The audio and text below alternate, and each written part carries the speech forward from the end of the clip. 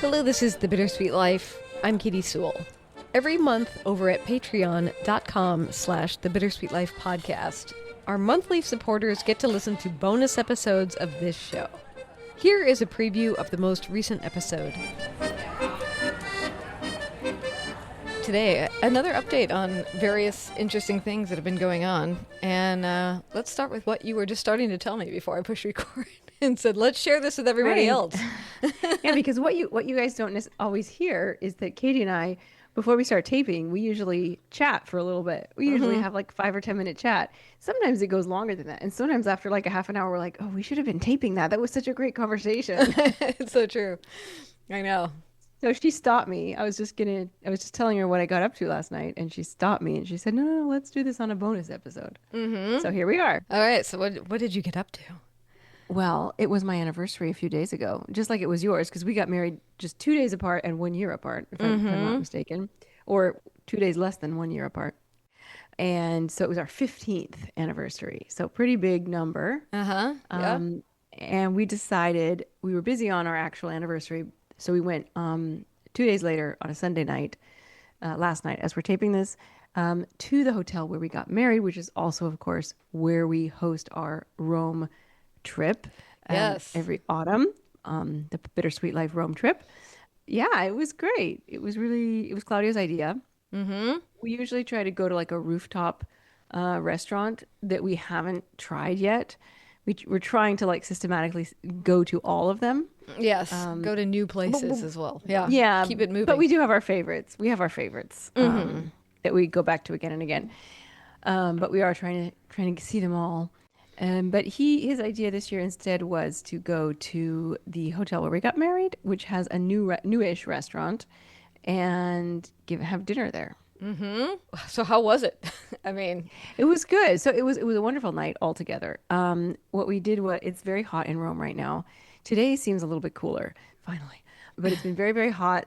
I was thinking, let's take a walk through the center beforehand, but it's just really too hot for that. So we went straight there, and we asked at the reception if we could go up to the terrace on the roof. Now, if you're not familiar with Hotel Donna Camilla Savelli, which is where we host our Rome trips and where I got married, they have a rooftop terrace there's not much up there. There's some tables and chairs, and a couple of like patio couches, but it doesn't have a restaurant up there. It doesn't have a bar up there because it's very small. It's for being a hotel rooftop, it's small. Like if it were my rooftop, it would be enormous. Right. Yeah. But as a hotel rooftop, it doesn't have the space for a kitchen up there. So when we host our events, they bring everything up from the kitchens and they set up a big table with, Prosecco and finger foods and all of that, but they only do that for events. But as a guest of the hotel, or even not as a guest, even as an ordinary person walking in from off the street, and people don't know this, and I think this is a great secret in Rome, and I think Romans don't know this either. You can go to the bar of the hotel, order a glass of Prosecco or whatever you want, and just take it up there. And there's no service up there, but it's kind of nice that there's no service because you can just sit there as long as you want and nurse one drink. It's very nice and quiet. Yeah, it's so quiet. It's so quiet. There's hardly anybody ever up there. Most people who stay at that hotel don't take advantage of it, or they don't know it's there, or they're just busy. They've got other things to do.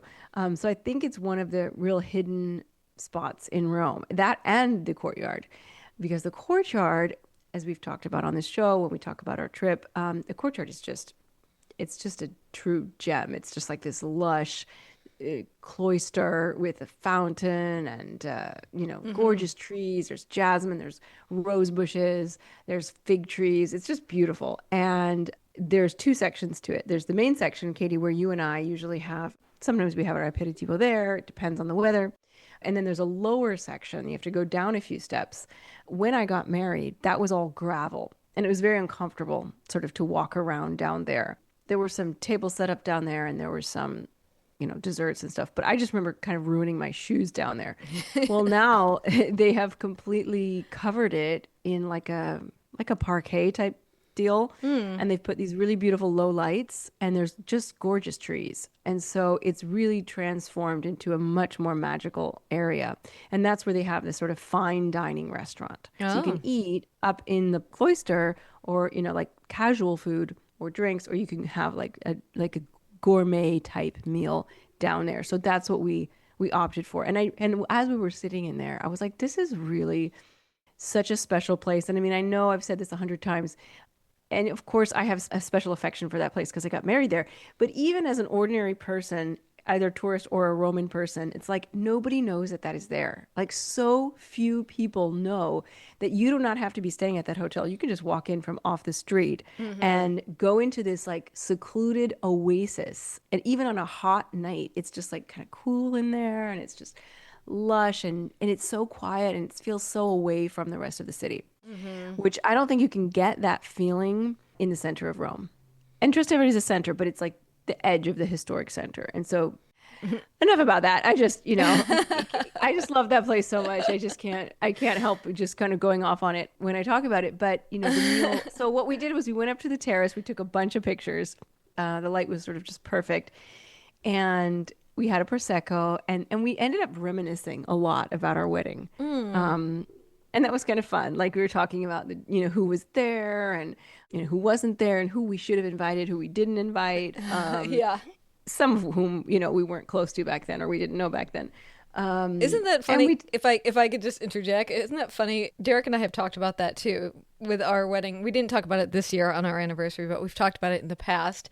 How many people who are the most important people in our lives now, you know, are very good friends, the people we hang out with the most.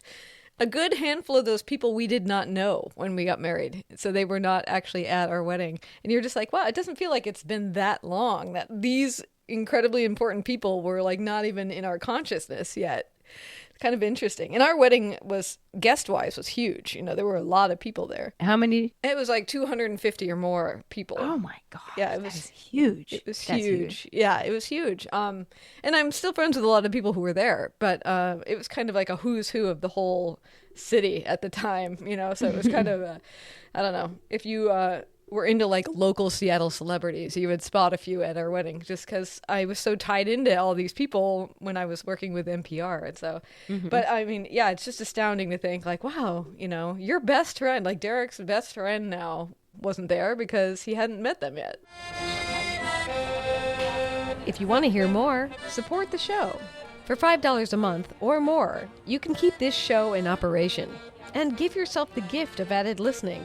Patreon.com/The Bittersweet Life Podcast. There's a link in the show notes. Thank you so much, and talk soon.